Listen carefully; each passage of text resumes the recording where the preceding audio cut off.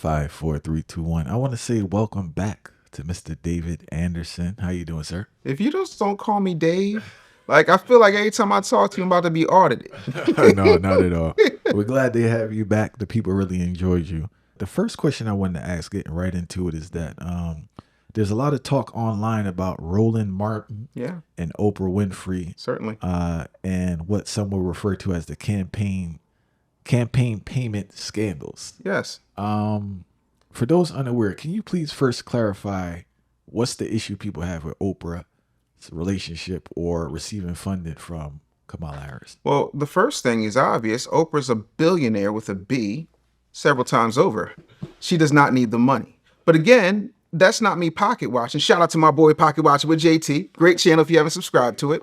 But here's the thing. Oprah did not get paid a dime to endorse Obama. She didn't get paid a dime to endorse Stacey Abrams. She didn't get paid a dime to endorse Cory Booker or 1,000,001 other people that she's donated her time, energy, effort, and platform to over the past few decades. So for me, I'm trying to look at it and say, if you didn't charge any of these people, why are you charging this particular person? And we all know what the reason is. I believe, and I don't have any tangible proof, but I can look at someone's behavior and deduce that you didn't believe in this woman, but if you're going to do it, okay, well, you're going to pay my production company $2.5 million and you're going to, I'll do an interview with you. And then I want you to go back and watch that interview with Kamala, speaking specifically about Oprah. Oprah looked annoyed so many times in there. Like, if I'm giving you softball questions and people are talking to you about how they lost their house or they had to downsize or whatever, and your first response is, well, I was born in a middle class family and my mother was raising two brown girls to be black. And what does that have to do with this white couple that is telling you that they are PO and too poor to afford the OR? Like, that's problematic. The other part of that is it reeks of impropriety. So, for example, Montel Williams, who we all know was a talk show host and made a killing in the game. He was one of the first black men I see go head up with Maury Povich, Phil Donahue, even Geraldo. He was an amazing dude.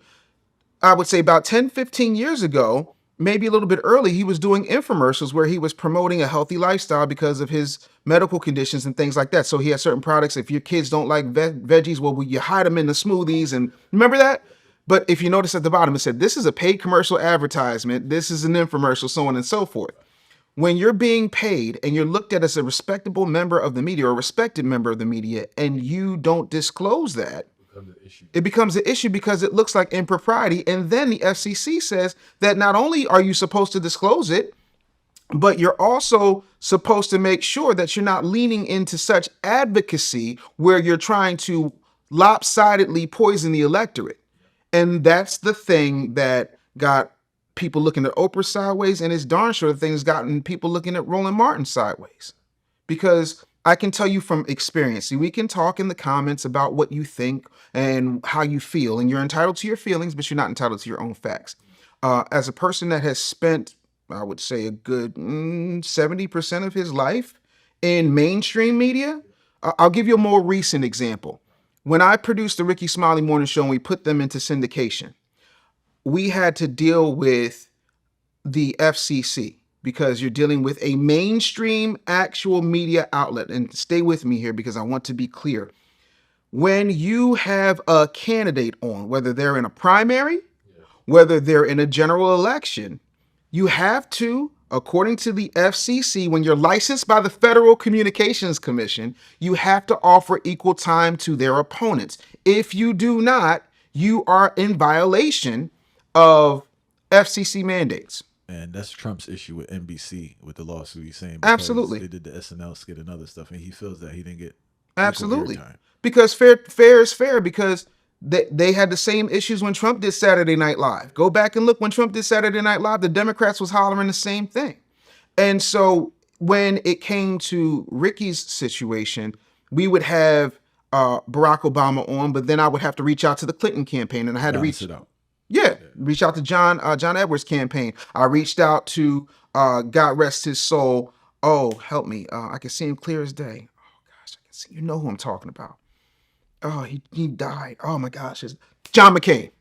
Reach out to John McCain's campaign. And if they decline, cool, but I still had to keep a record of it so that nobody can say, no, there's some equal time stuff. Oh, it's just the fact of, all right, whether they accept it or not, that's not on you, but the fact that You you have reached to out and offer. provide the opportunity. At what point did you hear Roland Martin say he'd offered equal time? All right, please break down the different levels of media you told me Okay. about earlier. So there is mainstream media, which is MSNBC, CBS, ABC, what have you, right? Then there's independent media, which is, anybody with a microphone, anybody with a blog, podcast, things of that nature. And then you have what is being called Mindy, which is mainstream independent media, which means you're not exactly the big boys, but you're not just a regular person in their basement with a roadcaster. You are a person that or a company that has a certain level of pull. So you would fall under that. All hip hop would fall under that. Media takeout would fall under that. Roland Martin definitely falls under that. And so when you are positioning yourself in one way, like Roland Martin is, oh, well, I'm a media company and bit. And, you're not mad when Charlemagne does bit. And it's like, okay, dude, either you're a mainstream media company or you're a Mindy. You can't be both whenever it suits you. And the truth of the matter is you did not offer equal time. You did not disclose the fact that you got paid. You constantly complain that you aren't getting any money. And my whole thing is, if you want candidates to pay black media outlets, as you said, then you also have to tell me why you would not take Trump money. Because by that same token, iHeartRadio, Radio One, all of these other outlets have taken money from both campaigns to advertise. You never positioned your interview with Kamala Harris as an advertisement, and then you were walking around like you were her press secretary. Well, see here, she's going to be in this place, and then she's going to be in that place. All right, the question I have for you now is, right, Mm-hmm. how would you go about, like, I understand the balance, Mm-hmm. but if you didn't do the balance, and I think he's an extreme case because he really went super hard with the Democratic. Certainly. But how would you disclose this is a paid interview to the public? You just put it up there, or how does it work? Like anything else, if you watch The View and they're doing a story on Disneyland, they will say that ABC is owned by Disney. Disney is our parent company. All right. Right. This time was paid for. You could put it in a small disclaimer, just like they do for herpes medication. At the Put bottom, something up you got to put something up. legally. Yeah, but he didn't do that. And until the FEC, put out the filings of where all the money went, It would have been silent.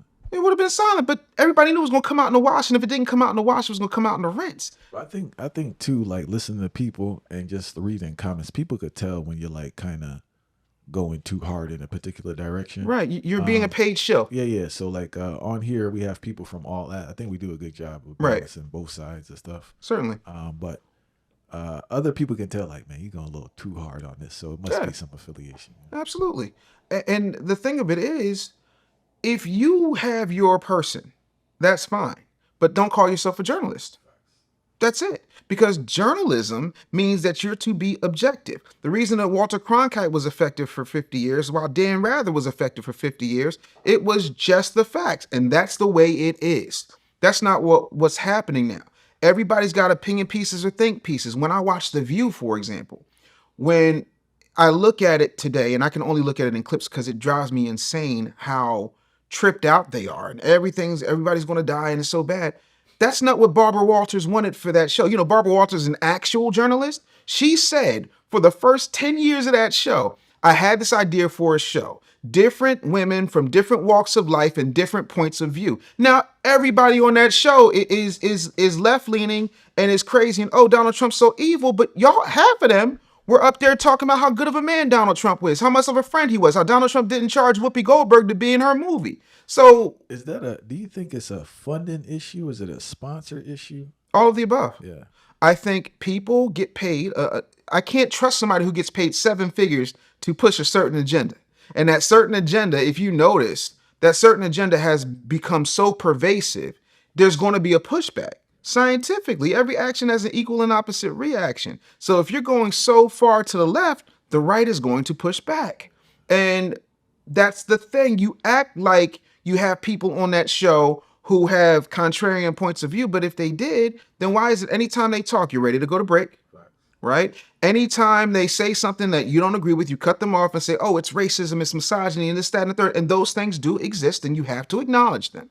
But if somebody has an opinion different than yours, you're ready to yell and scream, and this, that, and the third. And then you'll go so far as to ignore facts to a point where you had candidates threatening to sue ABC. That's why you keep seeing on The View, they keep having to read these legal notes, so that's a problem. I think what we're seeing is a reflection of society on a whole, though. You can't have people can't accept an argument that doesn't align with their belief system. Like the default mostly is aggression, getting loud, sometimes violence. Right. So I think we're intellectually immature collectively to where we can't have a conversation and disagree, and it has to blow up in this different thing. Right.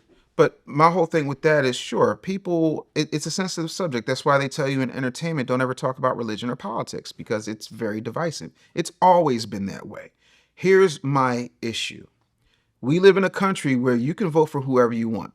That's your business. That's why they do it in a booth that's private.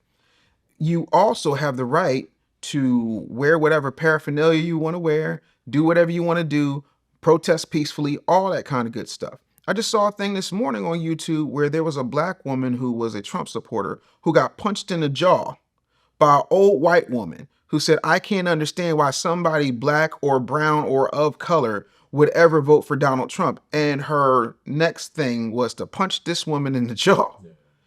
And that Karen got arrested. But my whole thing is, like, you're trying to tell people that your side is the right side and you don't know how to improve your argument. So you resort to violence, you resort to name calling. You're doing what the late Kevin Samuels would refer to as sign language: shame, insults, guilt, and the need to be right with a side of violence. You're bringing up some great points. And what I'm noticing also is that politics has taken the place of religion as that place of solace, right? So before, it's like you look to whoever you deal with, right, for that kind of comfort. But now the saving grace is politics. Have you noticed that? Or yeah, I think politics has always been akin to religion, right? The difference is a lot of you go back 50, 60 years, you could go to the black church and you could organize because it was a safe haven, it was holy ground, it was respected. Now, not so much. If you're going in, you're going because, well, pastor got a good message and, I'm going to pay my tithe, so on and so forth. And I also think that people can believe in politics a lot more than they can believe in a God, where the only thing shiny in most densely populated black neighborhoods is the church, the weed spot, and the liquor store. So why am I going to give you 10% when you rolling and I'm trying to figure out how I still have more month at the end of my money? I mean, show me how the black church is effective by and large. I don't want exceptions. I want the rule. I want the standard. All right, I have a question here, right? Sure. Do you believe we will witness the end of Title I schools in America? And for those unaware, Title I programs provide supplemental financial assistance to school districts for children from low-income families or low-income areas, right? There is a plan. I hear numerous things. It's kind of mixed and muddled. Yeah. I'm hearing one thing or I'm reading an article saying that when this is implemented, they're going to cut federal funding to any school teaching critical race theory. They're going to end teaching tenure, create new credential body to certify teachers. This is one thing I can actually agree with. Kick out of control troublemakers. Yeah. We could talk about that a little more.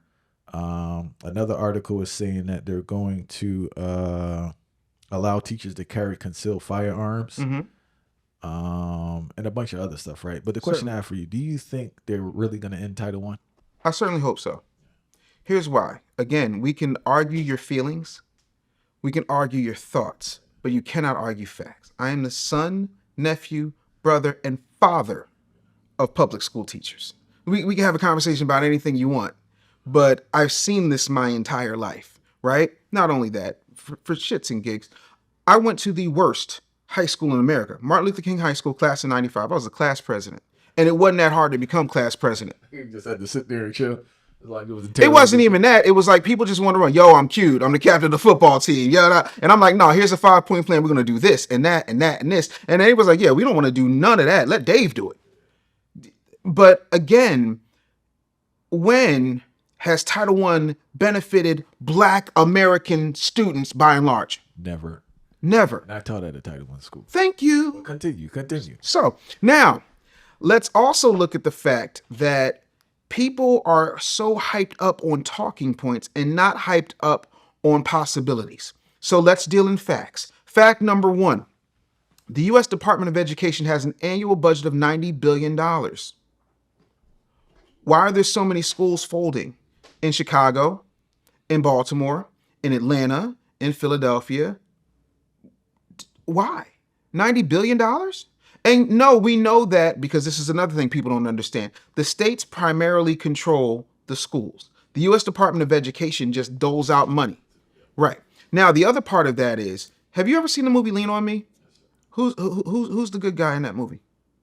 It's not Joe Clark, is it? Joe Clark is the villain. Yeah. You know who the good guy was? Lynn Thigpen's character. You want to know why? She was a concerned parent that kept coming to the school board like, yo, what are y'all doing? We need to get this dude out. He focusing on a test. My kids can't eat no test. Now, we have become a society of test takers and standard hitters, right? Because what it is for every kid, on average, we're looking between $30,000 to $50,000, depending on where you are, as long as you're in there. That's why those truancy laws are so important. That's why attendance is so important. It's not about creating great thinkers, because if you wanted to create great thinkers, then you'd have to go ahead and abolish the Rockefeller means of school, which has never, ever changed in the past 100 years. So now that we understand that, and we also understand that the American Federation of Teachers, which is the teachers union that oversees all the other teachers unions, are in bed with the state and local governments, as well as the federal government, you have to understand that this is not about educating your child. It's about creating a bunch of automatons that do not know how to think for themselves or process information. Yeah, I want to jump back to the origins of education. I think people need to focus on the origins of public education in this country. Certainly. I think we moved away from that. It's not to have some great intellectual person. Not at all. So they wanted to create a person that could fit the worker that they needed at the time, a factory worker, like basic. Be able to process basic information and just stand there, don't argue with the boss too much and chill. That's it. We're still living in the same. It's not funny. We're still using that same approach to education in a totally different environment. Certainly. I don't know. I know people are real strong, especially when they're education.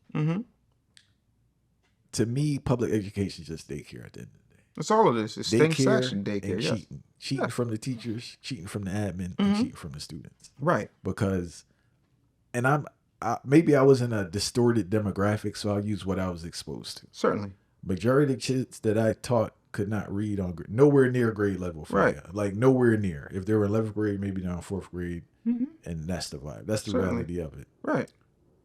Pushed out, whatever. What's the proper term when you just graduate kids? Passing them through. Passing them through. Yeah. That's what we're dealing with right now. Certainly. And this is the tricky part with the finances.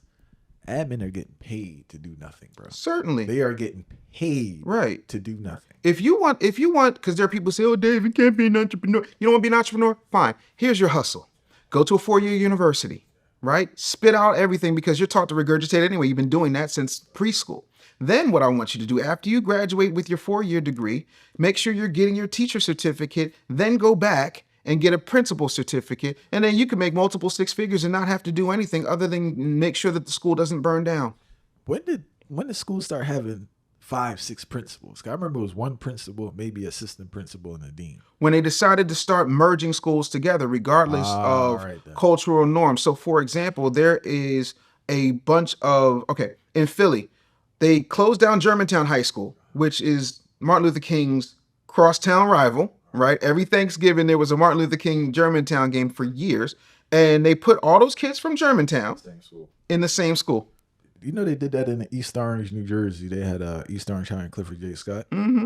No one gets together on that side of town. They put them in the same high school. Right. I'm not sure if it's still a war going on now, but initially when it did, it was just nonstop fight. Right, but of course, because it's a powder keg. See, human beings are always going to be tribal because we're animals. It's what we do. We stick with our own kind. We have tribalism and everything. We get Stacy and Michelle don't like all them chicks over in accounting because that's just how it is. So when you put people in there and then you say, you know what, we can do all this, but you know what, you don't want to lose your job. You don't want to lose your job. So we'll have a bunch of co-principals, right? So they do that in order to save money and then make more money in the long term, but they don't care nothing about them kids. And then you can't say, well, what's it going to? Their physical fitness? We're the fattest we've ever been, right? Are you saying it's going to the nutrition? No, you sold that out to Domino's Pizza, Pepsi, and Burger King. So where's the money really going? It's going to all the bureaucracy and the fat cats, but nobody wants to have that conversation because it's not possible. Now let's get back to your initial thing, which was let's talk about the root of a thing, because you cannot distinguish the root of a thing from the fruit of a thing. So if John D. Rockefeller and his conglomerate of individuals created what we now know as the U.S. Department of Education to make sure that they had enough workers to fill these factories that they were building in order to create what we now know historically as the Industrial Revolution, they beat all the creativity out of you. That's the goal. Facts. Now, as a teacher, you'll attest that you are there and telling kids you can be whatever you want to be. But even you, as nice and as kind as you are, makes you a bit of a hypocrite, because you want to know why. If a kid has something to say, what do they have to do? Okay, if they want to go to the bathroom, what do they have to do? When it's time to go outside for a recess for the kids who are at elementary school, what do they have to do? Get in line, limited time. Right, in size, order, efficiently, and walk out. They can't express themselves. You have to sit down, and if you don't sit down, because, you know, boys, and even Dr. Umar Johnson will tell you, boys are wired differently than girls. We got to get up. We got to have movement breaks. No, but you tell these kids that they can be anything they want, but then you're punishing them for being individuals. The system is set up to create great workers, not great thinkers. If you think anything outside of what you're programmed to think, you're going to lose. That's what I'm saying. People still say that now. I don't think the system is created to create great workers anymore. It's like that's already done. You get what I'm saying? Because to a certain extent, yeah. As I said, I only could speak about the environment I was in. So maybe that's extreme. It's not a broad thing. And I know there are different levels and different demographics, of course, right? But like, I was telling a brethren the other day, so he was at, I don't know, he was at one of the fast food spots, and he was saying how the person messed up their order. Certainly. And I've been trying to explain to people that these kids never learn how to process not only reading comprehension, but verbal information. So a lot of issues you have when you're out at stores with people in the public, these are the kids who can't read in school. Certainly. Or they didn't have repetition of processing information. Right. You probably said chicken, they heard steak. Right. You said onions, they heard something else, because they just, in school, in that school environment, they didn't learn that skill to function in society. Right. That's like my biggest concern with schools. Right. So here's the thing. No, when I say great workers, I don't mean great workers as in they're going to be top achieving workers. Or even functioning workers. I don't even need them to be functioning. I just need a body that's not going to burn the situation down. That's it. I just need a body, right? I can get them to be good enough. I'm not shooting for perfection here. Then you also have to look at, even with that, entrepreneurs and big industry will always find a way to move the needle forward regardless of what the government throws at them. Give me a little latitude on this. So you know how everybody's talking about, oh, well, everybody needs to have the minimum wage at $15 an hour. Okay, numbnuts. Here's how that works for a small business like you or I, right? That means we're going to have to cut bodies because we can't do that. It's impossible. Not realistic. But McDonald's can do that. And here's what they'll do. They'll spend $30,000 and get a flippy. For those of you who do not know what a flippy is a machine that will drop fries, flip burgers, put them together wholeheartedly, bing, bang, boom, right? They'll get a moppy, which will come and robot mop the floor. And then there's one person, and all he's doing is working the drive-through. So now you've gone from having a workforce on average per shift of 5 people down to 1. That one person gets paid $15 an hour, and 4 people per shift lose their job. So you go from 15 people to 3. Because you wanted minimum wage. My whole thing is, if you really want to fix education, if you really want to make a difference, if you really want to focus on something, stop advocating for your limitations. When you fight for your limitations, then you get to keep them. What you should be pushing for is a way to make sure that our children and the workforce that is here has what I call maximum skills, things that can't be taken away from you. When I was in school and there were kids who just couldn't do it for whatever reason, maybe they were bad, maybe, and when I say bad, I mean behavior problems, but they wouldn't be in school anymore. You know where they would go? They would go to Job Corps, and then they would get a skill. And then it could go be a welder, a plumber, a mechanic, a technician. They could do something that would allow them to thrive in a society that only rewards people in that environment based on how well they can regurgitate the same BS information that hasn't put a dime on in anybody's coffers or a piece of food on anybody's plate. So we got to get ourselves to a point where we realize that the fix is in and the system is set up so that you become dependent upon it. And the problem with that now is that this country has set itself up for an internal 9/11. I once heard you mention the internal 9/11 that may happen, right? Mm-hmm. But before we even get there, I've been talking to numerous restaurant owners, and I even Mm-hmm. spoke to a farmer down here in South Jersey, Mm-hmm. and they were telling me that if the plan is executed to remove immigrants, as Mm-hmm. they said, they're not sure how they will be in business. As I said, this is a small demographic. These are people I have spoken to. Certainly. Do you feel that restaurants and farms in America can continue if many people are deported? Of course it can. Because we were doing fine before the 10 million people came over here in the past 3.5 years. So what are we talking about? Where was all this smoke for getting rid of illegal immigrants when the person who was once called the porter in chief sent 2 million packing and didn't do it cleanly, didn't do it systemically? Oh, because he was black and that was okay. What I'm about to say is going to piss people off, so just get ready for the comments and you might be flagged for this. I'm gonna need black people to hold their own nuts. I just am. My grandfather was the son of a sharecropper and the grandson of a slave who were all peanut farmers. My paternal grandmother grew up on a dairy farm in South Carolina. So I'm trying to understand how all of a sudden we act like black people, black farmers, don't have the skills when there have been plenty of black farmers who have been crying out for subsidies since before Martin Luther King got killed. But what we want to do is shame millionaires and billionaires who are using illegal immigrants for whatever their particular devices and vices are.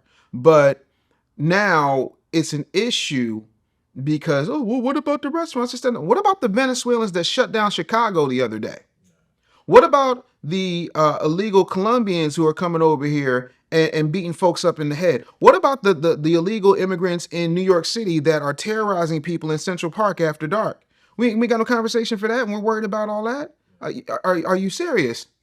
And then, by the way, how is it in this country we have people who were born here, don't have another country to go to because this is the only home they've ever known, who have been in this country since before Columbus, who now have to let other people come here illegally because they didn't want to follow the rules. They didn't want to go through the asylum process. They didn't want to go through the 7 to 10 years it takes to become a citizen. And they get food, they get education, they get shelter, and they get job training, while people who look like you and I, who built this country, can't get none of that because we don't qualify. We make too much money, this, that, and the third. Make it make sense. I'm gonna need black people to hold their own nuts. This ain't your fight. It ain't. They're not here legally. Ain't you? You the first ones hollering out how oppressed you are. Ain't you oppressed enough? Is this not oppressing you financially? Is this not oppressing you educationally? How are you worried about what restaurants will function when you're not even worried about how you're going to function while your resources are limited? If in fact, how many children do you have? You have one. Where do you have two? If you have two. But I will tell you, I went from having one to two, and I can tell you there's a difference. So imagine having 2 million illegal immigrants in this country versus having an additional 10 that we can account for. That's not the number that's the actual number. That's the number we can account for. Facts. So you're trying to tell me that doesn't have an effect on the economy? Surely you jest. But again, with the education system being what it is, I can see how you might not understand that. So yeah, no, restaurants will be just fine. They were fine 3.5 years ago with just 2 million illegals. They were fine when Trump was building the wall and closing the border. They'll be fine when they get the heck up on out of here. Like, I don't understand why historically, black people got into feminism. How'd that work out for us? Not good fight. How did it, by and large, because there'll be some civil rights thing, but civil rights benefited fat white women who wanted to work at Pan Am. Civil rights benefits people who have a different sexual orientation. We're always the last on the totem pole, but we're always the first to get our heads beat in for the cause. Why are we always putting ourselves in the line of fire for other people? Like, we wanted to fight in World War II, and they wanted to put us on the front lines. They wanted us to fight in the Civil War, and they put us on the front lines. We're constantly on the front lines, but on the back end, we're getting. I need somebody to explain to me why everybody else's needs and wants and rights are more important to our people by and large than our own rights are to us. I don't get it. I got nothing. I was reading an article, right? And I said one of the things I saw, one of the things they want to do, they want to ban many government agencies from collecting racial or demographic data. Not only do they want to discontinue the practice on mortgage applications, government hiring, business loans, but at least 15 of their proposals suggest they start with deleting the term sexual orientation and gender identity. If this takes place, do you think black people will benefit from the ban on government agencies and businesses asking applicants about their race? Absolutely. Because now you have to deal with the one thing that this country doesn't want to deal with, especially when people don't have the skills. It's called a meritocracy. I want the best. I do not want a person just because they're black. If I can find the best and that person happens to be black, phenomenal. 96% of my workforce, 96% of my executive team are black, specifically black women, right? I have people on my team who are not black, but that's 4%. 96% were the best of the best of the best that I could find. That's how it lays out for what I do. By that same token, how much do you love your family? Have you ever been on a plane with your family? Okay. Do you know the percentage of commercial airline pilots that look like you?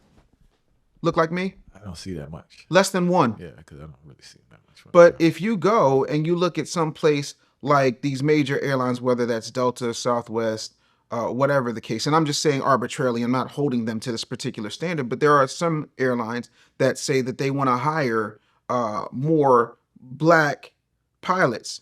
But if only 1% are hitting the bar to qualify and you're hiring more, then you're putting everybody's life in danger by hiring them based upon their race. That's why a meritocracy needs to happen. I don't care who you sleep with. I don't care if I identify as a Mighty Morphin Power Ranger. My pronouns are Mastodon. Like, are we serious right now? I want the best. Remember when you had to be the best? Do you remember there was a time, and listen, as a person who used to be 500 some odd pounds and I'm sitting here 249, I can remember how much I hated in gym class the physical fitness test because I'd never passed it. I was a fat ass my whole life, right? I knew I wasn't going to make the team. When Belfield Recreation Center had a intramural recreation center citywide baseball program. I made third string right field. And you know why I was happy about that? Because there were 18 other people who never made the team. I was good enough to be third string right field. You actually made that position. I made that position. You know what we do now? Oh, let everybody win. Don't get me started with that. We'll continue. So at some point, why in the world, how many times have you in your lifetime, not me, not anybody in the comments, you in your lifetime, how many times have you talked to somebody who looks like you and I, and they say, man, I ain't get that gig because I'm black? A lot. So if we eliminate that and it's just a blind situation, would it not stand to reason based on numbers that you'd have a better shot based on, wait for it, maximum skills? But the question I say in regards to blind situation, is it still blind? Because we do have addresses, we have names, and there's still kind of hints of your demographic. Certainly, but then that's discrimination, and that's when you can sue them back to the Stone Age. But see, y'all only want to sue when somebody gets shot. Y'all only want to sue when you know it'll make the papers. You only want to sue when it'll interest Ben Crump, and that's no diss to Ben Crump. I think the work he does, has a place. Look what he did for Botham Jean's family. They got 98.6 million. So I'm not knocking that. What I'm saying is, be litigious if you can prove that somebody is discriminating against you. Because I got that same amount of smoke for Wells Fargo for their discriminatory practices. Predatory practice. Yes, predatory. When it comes to business loans on black people, they got a problem. When it comes to mortgage rates, they got a problem. When it comes to commercial lending, they've got a problem. When it comes to giving people credit, they got a problem. Big time. There's laws for that. You can sue for that. So now it just becomes enough of, hey, from a number standpoint, y'all should have more. More balance in here. Yeah, based upon the way that the country is made up, the numbers should math that out 9 times out of 10. It should reflect the true It should demographic reflect. of the country. Because if we're dealing with just numbers and skills and how things would fall, then that's how it would be. But you know what we won't do? We won't sue. What we'll do is this. Hashtag I want justice. Hashtag let's change our avatar. Hashtag let's boycott for one day. Just like y'all did Gucci, and as soon as Dapper Dan got his job back, y'all forgot about that. The whole day, half a day, part Whole of the day, half a day. Y'all let, and this is no diss, but y'all let T.I. and some kid who used to be a used car dealer tell y'all to black out your avatars for one day to protest. I don't even remember what the hell it was at this point. But these symbolic protests, they can wait you out. And then if you're going to protest effectively, make sure you have an ask and make sure you hold people accountable. It's people literally filing class action lawsuits behind whether or not this ingredient in this product has been pushed as natural and it wasn't. The reason we don't get taken seriously is because we don't do the things to make people hurt. There's only 2 things that this country understands. It's the loss of revenue or the loss of blood. And most of y'all won't bust a grape in a fruit fight, but you can start pulling your money away. But will you do that? No. So miss me with the bullshit. Sorry. That's it, and that's all. Yeah, no. If you want to play on an equal field, then play on an equal field. Get your weight up and not your hate up. Like, go get it. You so big on how educated you are. All right, prove it. Prove that that degree you got that you got is worth more than the 37 cents it costs to print it and put it on parchment paper that you spent 4 years, 6 years, 8 years telling everybody you so smart to do. Back it up with your skills. But can you? Because then you have to look at the fact that, again, the American education system is a failure. Here's what I mean. 27% on any test. Failing. Is it not? Is that not abject failure? Isn't that like an F minus minus? Okay, so if only 27% of people with bachelor's degrees are working in the field in which they majored, that means 73% aren't. So that's 73% of the American educated public post high school with a bachelor's degree not working in the thing they spent tens of thousands of dollars in. Hundreds. Oh, I was trying to be nice. Bachelor's degree about $100,000 right now. Yeah, that's about right. Because I know I paid $186,000 for my daughter's degree. Yeah. So Bachelor's, bro, that's kind of cold to tell you the truth, you know? Yeah. You know, It's scary. it is very scary. But here's the thing that nobody else talks about. Why haven't we sued the federal government? Why haven't we sued Fannie Mae and Freddie Mac? And this is what I mean. Thank God that was him. Why haven't we sued the federal government? Why haven't we sued Fannie Mae and Freddie Mac? And here's what I mean. Every time the U.S. government and Fannie Mae and Freddie Mac and whichever government student loan organizations you would get a loan from say, this is the amount we're going to raise the availability of funds for a student to go to school.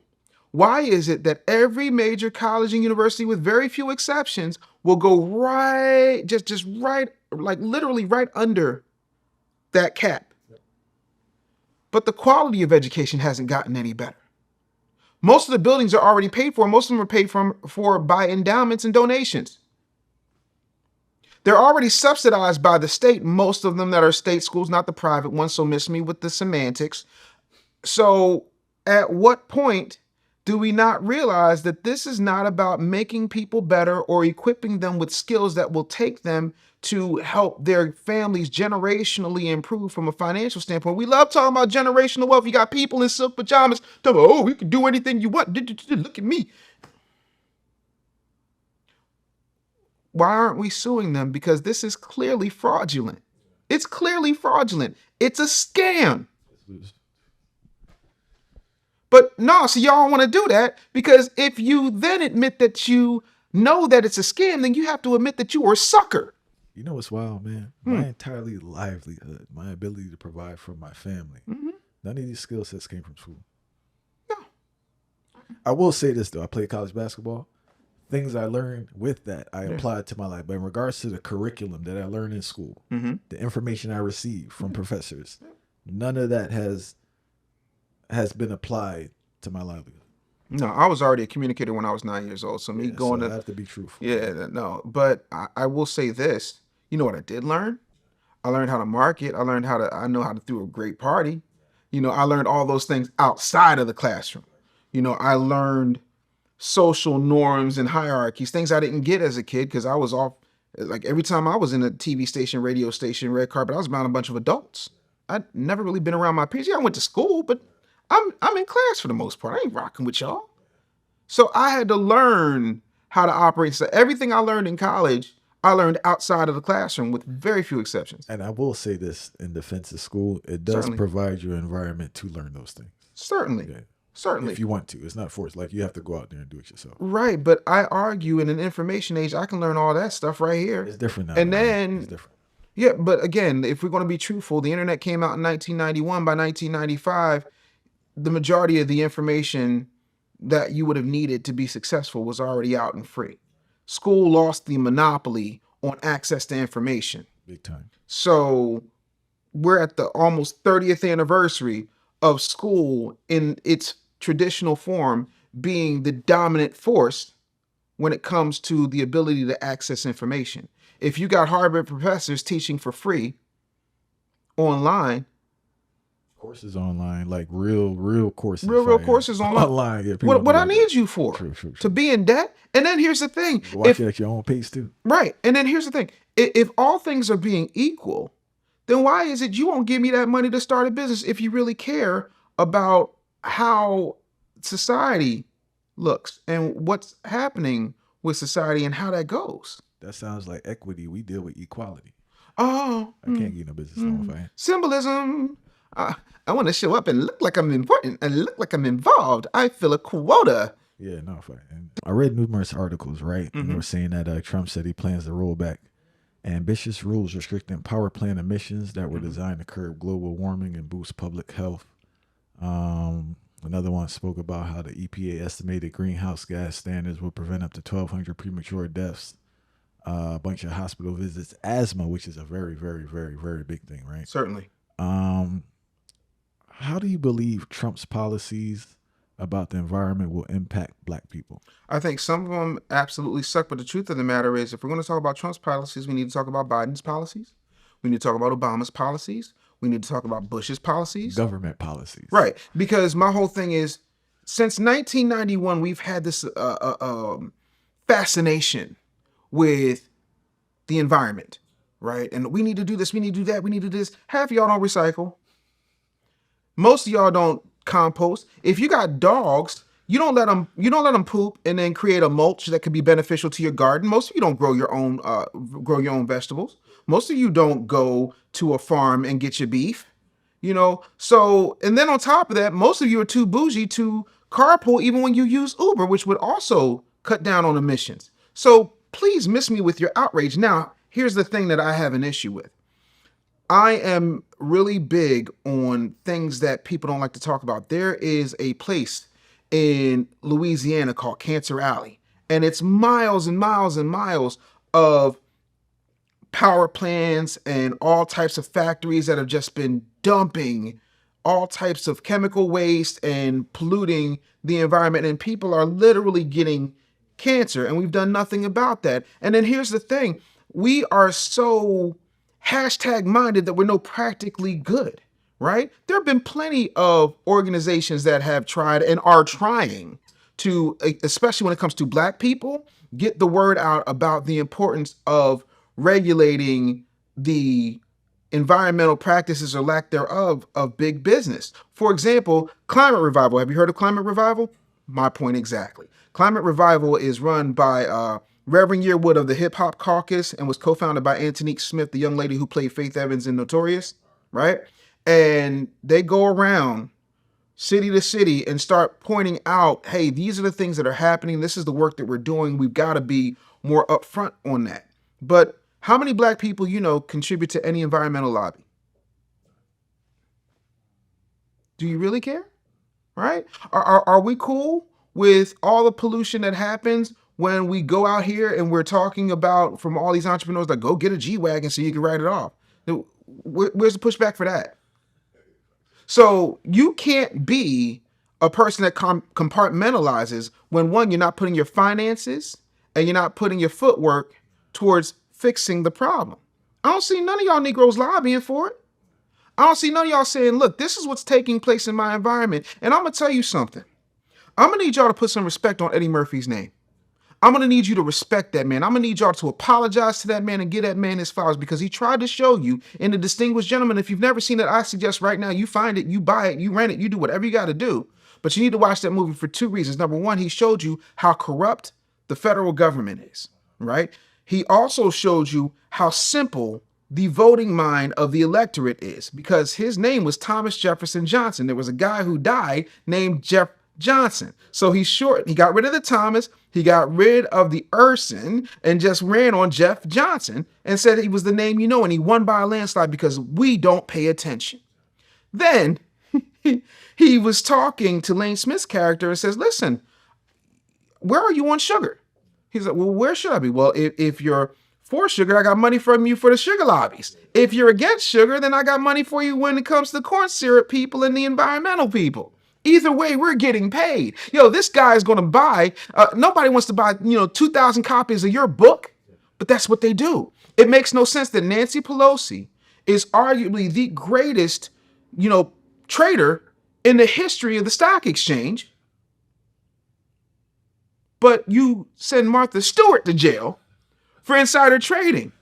And if this woman was so swift, how are you so savvy when it comes to stock picks, but you're not that savvy in helping the federal government? I'm trying to understand. So when it comes to the environment, y'all only act like you care. Y'all ain't cared about the environment since Whoopi Goldberg and LeVar Burton was saying, we need Captain Planet. Our powers combined. So to me, you don't know who the black people are who are trying to influence the change we need in order to stop these cancer clusters from happening, in order to regulate the pollution that's happening. We're not. Do you have a filter on the tap in your house? Cool. You're among the 5% of black Americans who do. You know what most black folks do? They go in there and buy bottled water. You remember there was a time we could drink from the hose and be just fine.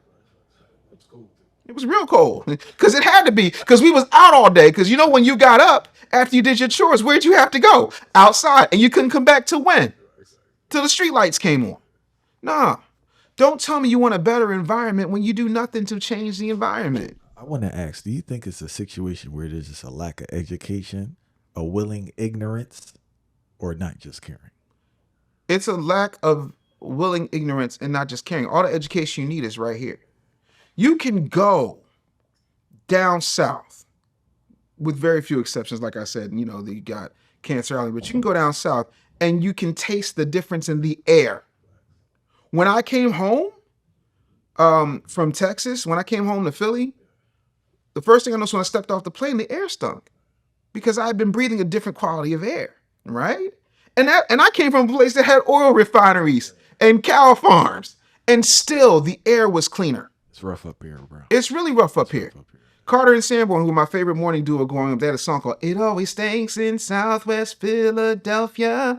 There's a reason, right? So again, look at what they're doing outside of the airport. Look how they're building up. They're putting factories all over this place, right? Look at 3 Mile Island. There's a documentary on Netflix, right? I was born in 3 Mile Island. I don't know nothing about it, because I grew up in Philly. I was conceived in Philly. I'm a Philly kid.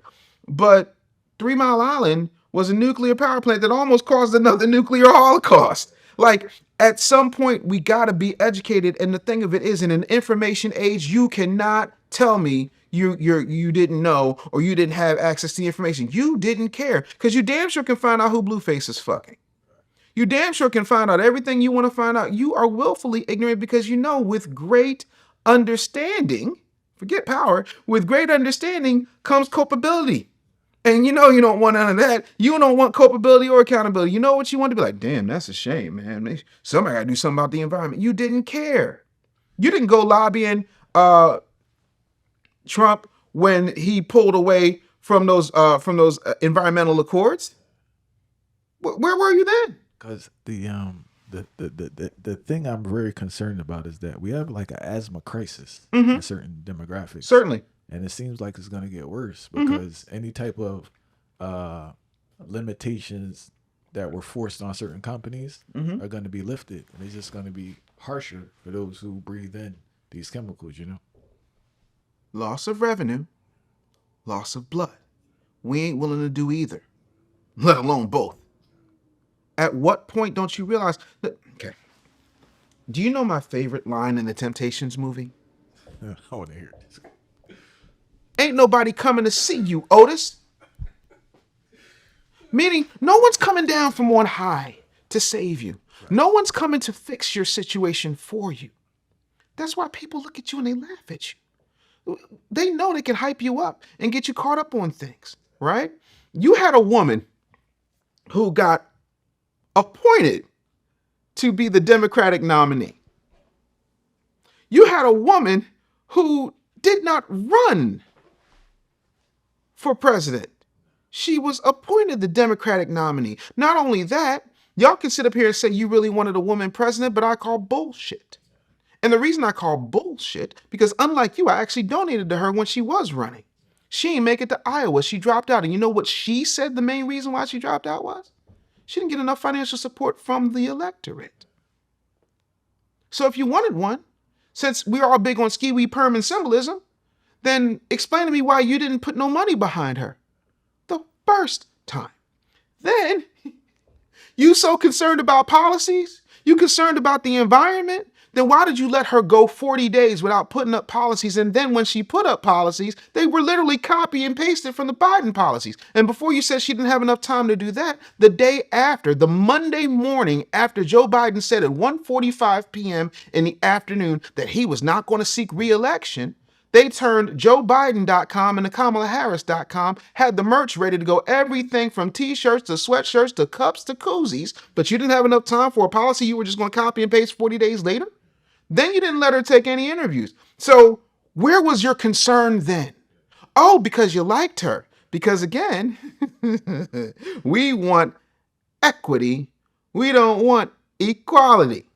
You don't care unless somebody tells you to care. Just like every February, you'll sit up here and talk about Trayvon and not mention him again. Every August, you'll talk about Mike Brown and not mention him again. Did Tariq, hold on. Middle age is kicking in.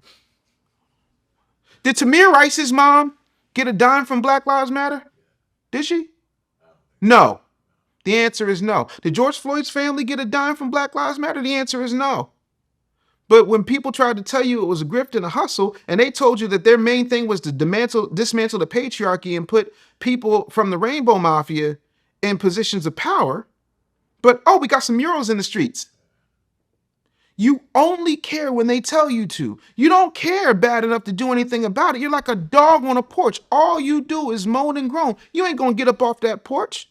I like that. You only care when they tell you to care. That's the only time you're outraged. Explain to me. Selective outreach. It's very selective, and it's always been selective Negro outrage. It's always been that way. And if you think I'm lying, stop me. Time to go to work, make the block bump. Boys in the hood call me Black Donald Trump. So Donald Trump was such a... Okay. Do you consider Mike Tyson an idiot? I actually don't. Do you consider Magic Johnson an idiot? Not at all. Okay. Because I'd agree with what they do, but I can't say intellectual. I think they're very brilliant. Okay, so because Magic Johnson is the reason that Starbucks is a multi-billion-dollar global corporation, because when the guy who created Starbucks had it, he then bought Magic out of the shares that Magic, had, because Magic's way of doing it was better. Magic Johnson is the only franchisee in TGI Fridays history to have his name on TGI Fridays. It says Magic Johnson's TGI Fridays. That don't happen no place else, right? You mean to tell me that Magic Johnson is so smart to do all that, but he's so dumb he's going to hang out with a racist? Was Oprah dumb when she was hanging out with that racist? Was Whoopi Goldberg dumb when she was hanging out with that racist? So when did he become a racist? When they told you he was. Was he a racist? And was he a problem for Hillary Clinton when he stood up at Chelsea Clinton's wedding? When he was golfing with Bill Clinton for years? Make it make sense. Oh, and again, this is not me advocating for Donald Trump, but I need to give you an example that you cannot You cannot argue. People are upset because Donald Trump's a racist because he took out an $85,000 ad in the newspapers against the Exonerated Five, formerly known as the Central Park Five. Right? That's a problem. That's problematic because he said they needed to get the death penalty. You know what everybody leaves out of that conversation? Two things. The first is all we had was the information that was being presented to us on the news at the time. And at the time, all that information said that we got them. We got these kids. They ain't say nothing about rounding them up or how they rounded them up or this, that, and the third. They sat up there and they present. Go look at forget me. Go look at Ava DuVernay's Netflix movie. Go look at all the documentaries made about these guys. Now, here's the gag. At the time when Donald Trump did that, he was a registered Democrat. Not only that, he was a private citizen. Not only that, the district attorney, the assistant district attorney, the chief of police, the mayor, all of them happened to be Democrats. But that didn't stop anybody from dealing with the fact that they paraded them brothers up on that stage at the DNC in 2024 like, oh, Donald Trump's the problem. Oh, but I didn't hear any of them issue an apology for what they did to railroad those boys for a decade and some change. How does that make sense? So again, when you're told that Orange Man is bad, but you're not told that all these blue people who sat up there, who set these black and brown, because there were black people and brown people in that Central Park file. That's the only way I'm using that term, because I'm black people first. Everybody else holds your own nuts. But black and brown, when it comes to these 5 boys, you have no smoke for them. Matter of fact, one of the assistant prosecutor is still a huge donator, a huge donor to the Democratic National Convention, the Democratic National Committee. So I'm trying to understand how that makes sense. And then, by the way, where's all your smoke for these corporations that were buying $1 million suites at the DNC? You care about black life so much. Why were you okay with them having abortion mobiles a block away from the Democratic National Convention? If we're going to talk about preserving life, if we're going to talk about racism, we're going to talk about systemic things, you have to talk about it regardless of who you like or who has the best PR or who says the things you don't like. That's my issue. Y'all know for a fact Joe Biden was a racist, always been a racist. And the only reason he was vice president under Obama is because they wanted to balance the ticket. So if you put a Negro in there, let's make sure we put somebody who was mentored by Strom Thurmond, who eulogized Robert Byrd, who was an exalted Cyclops in the Klan. Oh, you mean the guy who said that Barack Obama was a, what was the word? Oh, the first mainstream, clean, articulate black person? Excuse me? That was okay? Oh, you can't get a Dunkin' Donut unless you got a little Indian in you. He said that. You're okay with that. You're okay with Hillary Clinton being a Goldwater girl, who was a card-carrying racist and segregationist, who also said, we need to bring them to heel. Them meaning you and me, because we were teenagers at the time when she said that, and she was the first lady. So is racism a problem, or is racism with the right amount of PR a problem? And the wrong type of PR not a problem. I'm trying to understand, when are you not activated? When is it just, hey, this is wrong and it needs to be wrong? Oh, but he apologized for it. Yeah, but his apology don't do nothing for the 30 plus years of racist policies that have affected us. But then again, when you got somebody creating a First Step Act, getting these people out for nonviolent drug offenses, you got Kim Kardashian. And I can't stand Kim Kardashian neither. You got her advocating for more black people than I see black people are advocating for black people. Not making a bunch of noise on the Senate floor. Not pontificating on somebody's podcast. Literally taking their time, money, energy, and efforts and putting it out there. So I'm trying to understand, when is it enough that we hold everybody accountable, not the people they just tell you to like? When do you do that exam? Oh, you won't, because then we go back to great power and great culpability. Because again, you only want to be responsible for the things that make you happy. I had a conversation with my brother recently, right, about the black church and how they dropped the ball. Yeah. The conversation started because we were talking about the decline or the extinction of R&B. Because we were saying how when the church was very powerful, that environment produced a lot of singers. Certainly. It seems like singing has declined tremendously. Sure. More, I'm not saying there's singers not there. I want to be clear. Certainly. In regards, you get what I'm saying. Absolutely. Right? So in regards to the modern church, right, there are a lot of criticisms, but one of the biggest criticism I have is that they have totally dropped the ball of providing services to the population that they have so they can thrive in this modern environment. The reason I pause is 'cause I'm trying to figure out why would they? They making plenty of money. Still, you think they making money? The black, you can run the numbers. The black church, on average, every Sunday pulls in $33 million in this country. Every Sunday. Every Sunday. Do the math. Non-profit. Yeah, you ain't paying no taxes on that. Why do I need to boost the? Why do I need to boost the? Why would I have to provide more services when I'm What good, right? services What's you the want to point? provide? First of all, don't they give away bikes every Christmas? Don't they give out haircuts for back to school? Don't they have a job fair to give people some good old dead end jobs that ain't going to maximize their skills or get them out of their condition? What do they need to do? Listen, the only untouched buildings in the hood are the liquor stores, the smoke shops, and the churches. All three of them are controlled by the government. Before you said, well, the church is separate from the government because the separation. Faith-based initiatives, numbnuts, look it up. So you're making $33 million a week on average. And I know somebody's like, well, my church doesn't do that. And I got Reverend Dr. Dufunny. Reverend Dr. Dufunny is the exception and not the rule. The black church has not been held accountable at all. Have you ever been swallowed up? Missed me with that, right? And when I say that, I'm not just talking about, Jakes or, Jamal Bryant or any of these other mega church pastors. I think, Bishop Walker at Mount Zion does a lot of good, but there's still a discrepancy between the amount of good that they do and the impact it has had on our community. For the past 60 years, name something major the black church has done that has impacted our community. Because we still got the hood, don't we? In a negative way or in a positive? Positive. I only care about positives. We already know what the negatives are.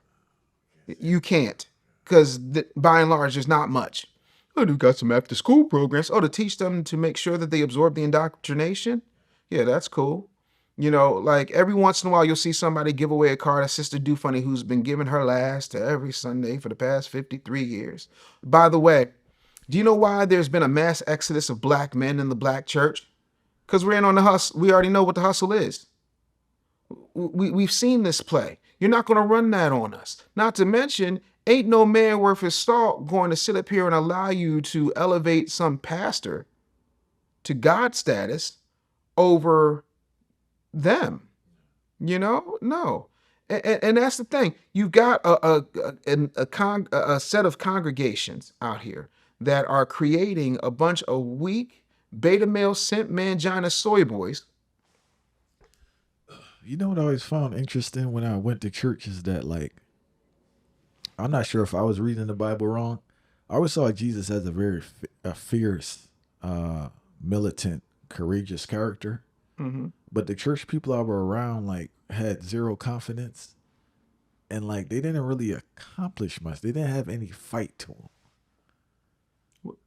In the sense that, like, you figure if God lived in, if God abides in you, you would have the most courage out here, and you'd be doing the most things. See, here's your problem. Y'all love overlooking the obvious, because when I tell you this, then you won't get mad at me, and I apologize for you people in the comments who are about to say, I don't like what you said. It's not true. Most of you don't read your Bible. Spirit of fear is not of Christ. Point blank and period. When the Romans came to arrest Jesus, Jesus told Peter and them to put down their swords. Facts. That means everybody around Jesus was armed. Let that sink in. Oh, no, but y'all want gun control because we need the bad guns off the street. Let me explain something to you how crime works. Because I know most of you sit there in your cornball ivory towers. Even if you're poor, you still sit in your cornball ivory towers and not know how the real world works. Okay? So in the real world, when you put out a law, people will obey the law. Right? So if we put out a law where they're going to take your guns or tell you can't have this type of gun, you can't have an AR-15, the ba-ba-ba-ba-ba, law-abiding citizens will abide by that law. Okay? So if law-abiding citizens are abiding by that law, and we know that the police are a reactionary force. If this was the comic books, they would be the Avengers, not the Prevengers. My favorite show is the first 48. You know what has to happen for the first 48 to start? Somebody got to die first. Facts. And then we call 911. So we also know that criminals are criminals because they disobey the law. But y'all love criminals. That's why y'all fighting so hard for migrants, but not fighting so hard for your own rights. So if the criminals have the automatic weapons and the semi-automatic weapons, and the cops, who are always late to the party, have the weapons, I'm subject to whether or not these criminals are going to get me. And I'm also subject to the fact that I know that this reactionary force ain't going to get there in time. No time, no time soon. So you do realize that if the church doesn't make you a chicken shit, school has made you a chicken shit, the news has made you a chicken shit. You don't train, you don't work out. The only time I see you working out is after you done had your tummy tuck, your BBL, whatever the case may be, or you're working out because you want a thirst trap. You're not working out to actually work out. And if I'm lying, then you have to explain to me why Planet Fitness on average has 10,000 members per unit, and not one Planet Fitness on earth can hold 10,000 people at a time. It's a mathematical impossibility. But you say you want to work out. You say you want to fight. You say you want to resist. Then why is it there's not a school board, a city council, a mayor's office, a governor, a state rep that fears the black church? Not near. When the last time you said, "Oh, Al Sharpton's coming"? Ooh, ain't nobody scared of Jakes. Ain't nobody scared of Jamal, and that's no diss. I'm just stating facts. What do you think the future, especially with this younger generation, what do you think the future of the black church is? It's going to stay exactly how it is. You think so? Show me the change agents from a groundswell perspective. What do you think is going to change that hasn't changed in 60 years? To put that another way, they got rid of the last change agent at church. Do you know who Vernon Johns is? Of course you don't. There was a church in Atlanta, if I'm not mistaken. I could be wrong about this. There was a church in Atlanta, and this guy, black man, large, booming black man, he was bucking the system. He was stomping out racism. He was taking on racist cops. He was using the land of the church to create an environment where black people could sell their wares amongst other black people, aka group economics, the thing you say you want, but don't want to do some 60 some odd years later. He was doing all of that. And you know what the board of the church did? Shut that down. They shut it down. They fired that man. They erased him from the annals of history, and they replaced him with a young, aged teenager by the name of Martin Luther King Jr., who they could mold. And this is not taking anything away from the great legacy of Dr. Martin Luther King Jr., not at all. I'm just stating facts. They found somebody they could mold who wasn't going to be such a rabble-rouser, who they could, turn up in a way that would not cost, we don't want none of that. And even then that backfired, because King was public enemy number one at one point by a closeted black J. Edgar Hoover. So yeah, you don't want change. No one looks at the church and says, this is an instrument of change. The only religious organization that anybody fears that's black is the Nation of Islam. I wanted to jump back, right, in regards to the future of the church. Now, we did have a mass exodus of black males, right? I'm not sure if that happened with women, but that's a possibility. I wanted to go back into church culture. It seems like pastors that are progressive, as you would say, that actually implement stuff, challenge people, and hold people accountable, their building is empty. And it seems that people they just want an escape, and they want something where like everything will be handled. I don't want anything to do with it. Yeah. Let me pray and let me fix it. And I think that's the problem pastors run into, actually try to teach and hold people accountable. Yeah, the thing of it is, that's all it's been taught, right? So here's the thing. You can't find a miracle that Jesus did not require some audience participation. Pick up your bed and walk. Bring me those barrels and fill them up with water. Wine. Say that again. I like that. Say that again for those listening. So you can't find a miracle that Jesus did that did not first require some audience participation. He said, pick up your bed and walk. He said, fill those barrels up so I can turn them into wine. He was late. Lazarus died. His friend Lazarus died. They sent for Jesus. Jesus was late. by a few days, if I'm not mistaken. I don't have my Bible right in front of me, but I'm doing more than your pastor does on Sunday, so bear with me respectfully. And he said, Lazarus, come out. When Jesus appeared on the water, he called Peter, his chief disciple, said, walk out to me. And Peter realized he's walking on water. The second he looked away from Jesus, he started to sink. The second you take your eyes off of God, you start to sink. So you show me. The church is so corrupt. The black church is so corrupt and is so heavenly minded, they're no earthly good, that they will shun a girl. They're so heavenly minded, they're no earthly good, that they will shun a girl who winds up being an unwed teenage mother, not recognizing the fact that the mother of their Lord and Savior was an unwed teenage mother. Let it sink in. You have issue with people who were once criminals, but the truth of it, convicted felons, y'all hate convicted felons. Oh, this person's a convicted felon. Oh, he can't come in here. Look what he did. Oh, wait, wasn't your Lord and Savior a convicted felon? Was he not arrested, tried, convicted, put up for parole, and then executed by the state? Doesn't that make him a criminal? Doesn't that make him a convicted felon? So the deity you say you worship is all the things you shun. By the way, he put government in his place. Render unto Caesar what is Caesar's. You won't even go in the church and say, listen, why you got a collection for a building fund and everything in this building is clean and pristine? Why you got an ATM 10 feet away from the sanctuary, but you won't go in there and turn that ATM over, bust it up with some axes and say, you turn my father's house into a den of thieves, but Jesus would. So y'all love saying, what would Jesus do? And you got your little bracelets and whatnot, like you're some type of Lance Armstrong, Livestrong reject with your daggone bracelets. And you love the show. You love the choir, right? You so busy talking about, oh, well, somebody got a little sugar in his tank, but so does your choir director, and you say nothing. Like, you're a bunch of hypocrites that wouldn't bust a grape in a fruit fight. Jesus would be ashamed of you if he was walking around here. And you can tell. Because the truth of the matter is, you don't want to cause a scene. You have become modern day Pharisees. You are the most lukewarm group of people who say you believe so much. Even God said, you are neither hot nor cold. You are lukewarm, so I spew you from my mouth. And you wonder why our community's in the shape that it's in. You keep going to a church that makes you feel good. You're not going to a church that's holding you accountable. And you're not demanding from that church anything. Matter of fact, you should be demanding from the black church the same thing you should be demanding from the Chinese laundry.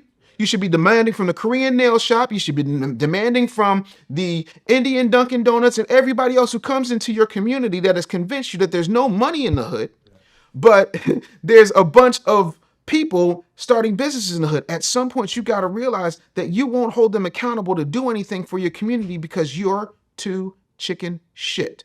So please miss me with, oh, well, why won't they why won't they fight? Why would they? All the fight's been taken out of them. It's been indoctrinated right on out of them. Your thoughts about Christmas, parents being under pressure, right, to buy things, items for their children for Christmas that they can't afford.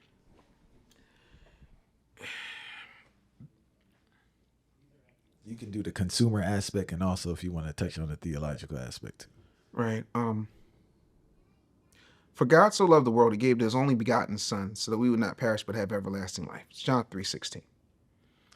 Jesus was God's gift to the world. And so we celebrate the birth of Christ by giving gifts. We've lost that. The same way they have commercialized Juneteenth, they've commercialized the Christ Mass, which is what it's supposed to be, but most of us don't even go and worship. There is an exorbitant amount of pressure because you don't want your kids to be without. My whole thing is Christmas should just be another day, especially in a society that has gifts popping up magically on your doorstep every single day via Amazon. If anything, Jeff Bezos is as close to Santa Claus as you'll ever get. So if you fall victim to that and you can't realize that the greatest gift is life and having a loving family, then you are spiritually poor, you're barren, and you've just done exactly what society has conditioned you to do. You've become a consumer that does not produce anything other than a bunch of stress, worry, and angst trying to buy some stuff that doesn't make no sense. And this has been happening for as long as I can remember. And sorry to cut you, man, but the thing I really observe is that teaching the child about teaching the child to be an efficient consumer. Mm-hmm. Like, we as adults don't acknowledge how we teach our children this consumption behavior Mm-hmm. that we struggle with, Mm-hmm. and it's detrimental to them. Here's where I don't like most people who parent, and I'm not saying I'm not guilty of it. I'm not saying my wife's not guilty of it. Here's what I am saying. My wife and I do not complain about the fact that my kid spends a lot of time on a screen. You want to know why? Who supplied it? We did. iPhone, iPad, iPod, I paid. You are the supplier of the dopamine hits that your kids are addicted to. However, ask me the last 5 books my daughter read. World of difference, right? So if you want the cure, you also have to deal with the poison. If you don't like the drug, then you need to deal with the dealer. And unfortunately, the dealer exists in your mirror. So again, you're not ready to have that conversation because that conversation comes with a certain amount of accountability. No, ain't nobody coming to see you, Otis. Ain't nobody coming to save you. You want your kids to be better. You want them to be more well-rounded. You want them to participate in understanding how dollars work. Get their asses up and make them do chores. Listen, I used to pray for a snowstorm. You know why? Because everybody in my neighborhood didn't want to go out there and shovel. So I would clean up. I asked my mom for $5 to get a bag of rock salt, and then I'm charging everybody $5 extra to salt their walk after I shovel it. I come home with a knot this fat, after 6 hours of shoveling walks and salting down grounds. You're not teaching them to hunt.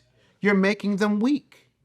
You are the reason that the society is so apathetic. You're the reason that people can come over here and we're going to have an internal 9/11 because ain't nobody fearing us. You spending so much time telling people they got to be body positive. Oh, that went out the window because Lizzo's getting in shape now, boo boo cakes.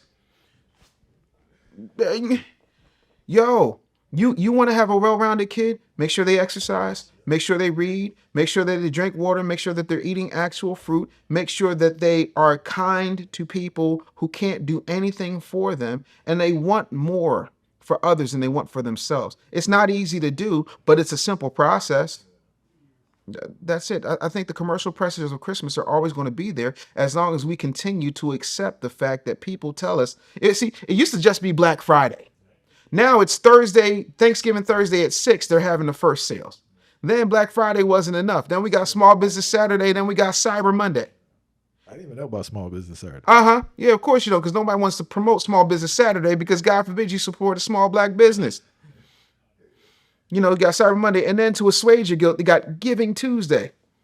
That's new too. I wasn't aware of that one either. No, that one's been around as long as Cyber Monday has. See what I mean? That's crazy. They have the things there, but they're not promoting them. It's like, again, the outrage is only there when they tell you to be outraged. Yeah.